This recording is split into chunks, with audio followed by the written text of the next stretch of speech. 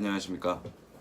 면도도 못 해가지고 제가 원래 좀 새해 좀 빠르게 영상을 좀 올리려고 했는데 예전에 제 영상에서 언급을 좀 했었는데 보신 분들은 아시겠지만 제가 공황장애랑 몇 가지 이제 그 정신적인 질병들을 좀 겪고 있어요. 31일 되니까 갑자기 이제 그것들이 찾아와가지고 공황 발작이라고 그러죠. 예, 공황 발작이 좀 와서 한 이틀 동안 개고생 하다가 집에 약이 있더라고요. 찾아보니까 또 공휴일이라서 약을 받으러 못 가는 사정이었어서 예, 근데 약이 있길래 그 약 먹고 좀 괜찮아져서 그런 김에 갑자기 생각이 나서 공황장애 대처법 그 현재 겪고 있는 그런 증상들에 대해서 좀 알려드리고자 영상을 찍게 됐습니다. 이런 영상 찍으려고 한 게 아닌데 첫 영상을 아무래도 며칠 고생하다 보니까 면도도 잘 안 하고 그래갖고 수염도 많이 났네.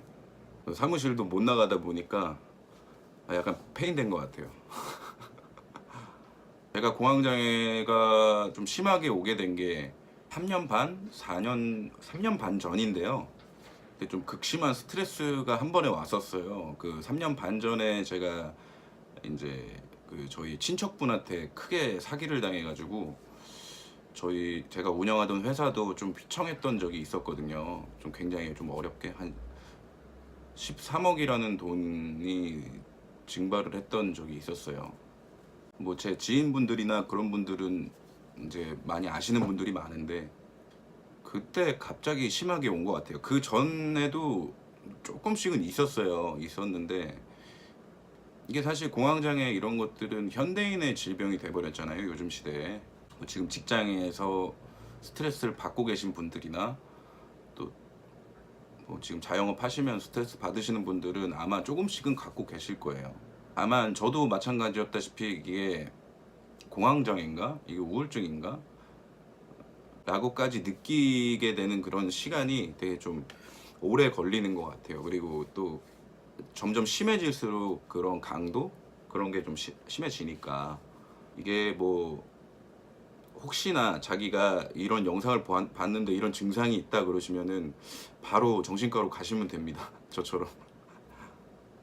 제가 가지고 있는 증상은 첫 번째가 좀 제일 심한 게 좀 질식할 것 같은 느낌이 많이 들어요. 그러니까 뭐 자기 전이나 아니면은 뭐 사람들하고 얘기를 할 때나 그럴 때 이렇게 숨이 턱턱 막히는 듯한 기분이 들거든요. 그래서 이게 좀 답답하다 이런 느낌을 많이 받고 더 나아가서는 되게 좀 질식해서 죽을 것만 같은 그런 불안감이 계속 옵니다. 이게 공황장애라는 게 사실 불안장애 같은 거거든요.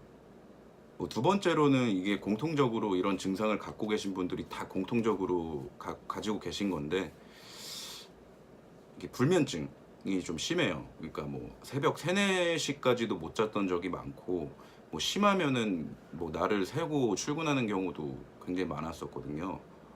그리고 세 번째는 이제 사람이 많은 곳이나 좀 이렇게 뭐 오픈돼 있는 공간을 가면은 굉장히 좀 식은땀이 많이 나고 굉장히 그 불안해지고 그런 것들이 좀 심해지고요. 그러면서 또 약간 이런 질식감, 질식할 것 같다라는 그런 불안감이 계속 엄습해 오는 거죠.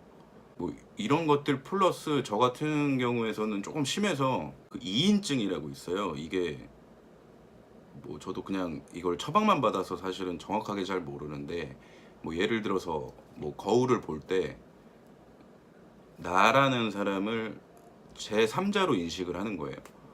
그러니까 나를 나로서 인식을 하지 않고 되게 다른 사람 보듯이 머리를 만져도 내가 다른 사람 머리 만지는 것 같고 그러다 보니까 이제 점점 꾸미는 거에 대해서 굉장히 좀 소홀히 하게 되죠. 되게 낯설게 느껴지는 증상을 제가 겪고 있었어요. 그리고 뭐 같이 찾아오는 게 동반되는 게 거의 우울증이죠. 굉장히 우울해지고 사람이. 그러니까 뭐 그런 거예요. 그러니까 온라인이나 사실 뭐 문자 메시지 보낼 때나 카톡 할 때나 그럴 때는 잘 해요. 그러면서 잘 하다가 막상 뭐 사람을 만나야 된다 뭐 그리고 사람 만나러 간다 그러면 그런 것들이 좀 갑자기 오는 경우가 많아요. 그래서 굉장히 인간관계에 있어서도 굉장히 소홀해지는 것들이 좀 많아집니다. 이게 사실 뭐 그때 그런 일을 겪었다고 해서 생겨서 이게 뭐 요즘에는 그래도 뭐 일도 하고 사업체도 계속 운영을 하고 있고 하니까 다 없어질 거라고 생각하는 게 절대 아니에요. 절대. 이게 항상 사업을 해도 스트레스를 받으니까, 저 같은 경우에서도 지금 현재 사업을 하고 있으면서도 스트레스 계속 받다 보니까 저는 더 나아질 줄 알았는데 사실은 거의 제자리 걸음이더라고요. 그래서 항상 약을 먹고 있고, 처음에는 저도 처음 한 1년 이때까지만 해도 굉장히 마인드 컨트롤을 해보려고 그랬어요. 좀 이렇게 해보자 저렇게 해보자 다 해봤는데 이게 점점 심해지다 보니까 이게 도저히 의학의 힘이 아니면은 이걸 헤쳐나갈 수가 없겠더라고요. 그래도 제가 혼자 해본 방법으로는 굉장히 많이 효과를 봤던 게, 이게 질식할 것 같다라는 그런 느낌을 받으면 이게 운전 중에도 사실 오거든요. 운전 중에도 굉장히 오는 경우가 많아요, 이 공황 발작이. 그래서 운전을 심하신 분들은 운전을 못 하시는 분들도 계시고, 뭐 저 같은 경우에서도 운전 중에 오면은 뭐 갓길에 차를 세워두고 심호흡을 좀 많이 합니다. 심호흡을 좀 많이 하고, 그리고 아무한테나 전화를 걸어서 막 얘기를 해요. 그냥 아무 얘기나. 그런 식으로 하니까 조금은 나아지더라고요, 저 같은 경우에서는. 그리고 두 번째, 불면증 같은 경우는 뭐 낮 시간대 좀 아니면은 퇴근 시간대나 좀 쪼개가지고 운동을 하는 게 좋은 것 같아요. 그러니까 운동을 하게 되면 좋은 점이, 저도 이거는 이제 의사분한테 얘기를 들은 건데, 우울증이나 이런 것들도 많이 완화가 된다 그러고요. 공황장애 겪으시는 분들도 운동이 굉장히 좋다고 하시더라고요. 잠 자는 데도 좋고. 저처럼 이렇게 좀 심하게 겪으시는 분들한테 추천해 드릴 수 있는 거는, 사실 이런 마인드 컨트롤이나 사실 그 정도까지가 되질 않아요. 좀 심하신 분들은 힘들어요. 그게 이게 정신적이다 보니까, 저는 이게 그냥 정신의 병인 줄 알았더니 뭐 우울증이나 사실 이런 것들도 뇌의 어떤 뭐 세포, 뭐 신경, 그런 것들이 좀 느슨해진다 그러나, 좀 벌어진다 그랬나, 뭐 그렇게 설명을 하시더라고요. 그러니까 저는 병원을 가는 거를 무조건 추천을 합니다. 사실 약을 먹으면은 어느 정도 완화가 돼요, 솔직히. 그리고 굉장히 좀 차분해질 때도 있고, 그리고 제일 좋은 점은 잠을 잘 잘 수 있다는 게 제일 좋은 것 같아요. 그러니까 공황장애도 사실 잠을 많이 못 자다 보니까 더 예민해지고, 더 이렇게 그런 것들이 좀 많이 드러나는 것 같아서 병원 가는 걸 추천을 합니다. 저도 사실 약이 없는 줄 알았는데 약이 찾아보니까 예전에 먹던 게 있더라고요. 그래갖고 이렇게 약을 먹고 있는데, 뭐 들어있나 한번 볼까요? 약이 좀 달라요. 두 개를 주셨는데 이런 약들 잘 나오지가 않네.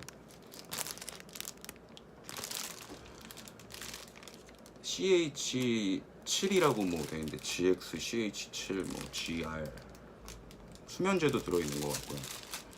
뭐 이런 거를 먹고 이겨내는 게 훨씬 더 나을 것 같아요. 이게 되게 요즘 사회에서는 굉장히 흔하다고 하더라고요. 뭐 직장인 분들도 굉장히 많고 그러기 때문에 굳이 이렇게 뭐 숨길 만한 병은 아닌 것 같아요. 뭐 이게 공황 발작을 일으킨다고 해서 뭐 갑자기 막 미친놈처럼 난동을 피운다던가 뭐 그런 건 아니기 때문에, 이게 이런 병을 겪으시는 분들이 집에서 잘 안 나오려고 하고 혼자 있으려고 하시는 분들이 굉장히 많은 걸로 저도 알고, 저도 그랬는데요. 일부러라도 더 나가서 좀 운동을 하고 그러시는 게 더 좋다고 생각을 합니다. 그러니까 일단 그 정도까지 못 하시는 분들은 약을 먹고 뭔가 운동을 하면서 계속 이렇게 시간을 보내시고 하시는 게 되게 좋다고 생각을 해요. 그러니까 저도 되게 좀 많이 이제 이겨낸 줄 알았는데, 이게 또 다시 그런 발작들이 한 번씩 오면은 어디 나가기도 싫고 아무것도 하기 싫어지거든요. 되게 싫어지는 것보다는 되게 좀 다 두려운 거예요. 다 그냥 모든 거에 대해서. 아마 그러신 분들 계실 거예요. 뭐 사업이 망해서 이런 것들을 겪으시는 분들이 있다 그러면 나중에 잘 되면 다 없어지겠지. 절대 안 없어져요. 절대로. 제가 지금 사업을 하면서도 안 없어지고 있으니까 절대 없어지지 않습니까? 이게 돈이 해결해 주는 게 아니에요. 이게 마음의 병이기 때문에 마음가짐을 바로 잡고 좀 습관을 고치고 또 의학의 힘을 빌어서 이겨내는 게 제일 중요한 것 같습니다. 사실 제가 이렇게 오래 끌고 오게 된 게 중간에 좀 괜찮아져 가지고 약을 끊었거든요. 왜냐하면 약이 제가 먹는 약이 낮에 먹는 약이 엄청 세가지고 속이 너무 아픈 거예요. 막 속이 쓰릴 정도로 너무 아파서 그거를 한 몇 달 겪고 나니까 뭐 약을 먹기가 되게 두려워지더라고요 이제. 그래서 끊었었는데 사실 끊으면 안 될 것 같아요. 그러니까 약 먹기 전에 좀 센 약 받으시는 분들은 항상 식사 제대로 하시면서 그렇게 받고 하시다 보면은 조금 나아지지 않을까. 그래도 제가 3년 전보다는 많이 나아졌거든요. 가끔씩 이런 것들이 오는 거지. 스트레스가 되게 중요한 것 같아요. 스트레스가 만병의 근원이라고 하는데 제일 중요한 것 같습니다. 오늘은 뭐 이렇게 정보 전달이나 이런 것들, 정보 전달 맞죠? 뭐 이것도 어떻게 보면 뭐 오늘은 제가 겪고 있는 증상에 대한 뭐 대처법, 대처가 됐을지 모르겠는데 아무튼 그런 걸 좀 이렇게 소개해봤고요. 아무튼 이런 병을 겪고 계신 분들도 좀 잘 이겨내셔서 사회생활을 좀 잘 하셨으면 좋겠습니다. 용기를 가지시면서 주위 사람들하고 공유를 하고 계셨으면 좋겠어요. 저도 이거를 인스타에 올려버렸거든요. 창피하게 생각 안 하셨으면 좋겠습니다. 그럼 영상 봐주셔서 감사하고요. 저는 다음에 또 뵙겠습니다.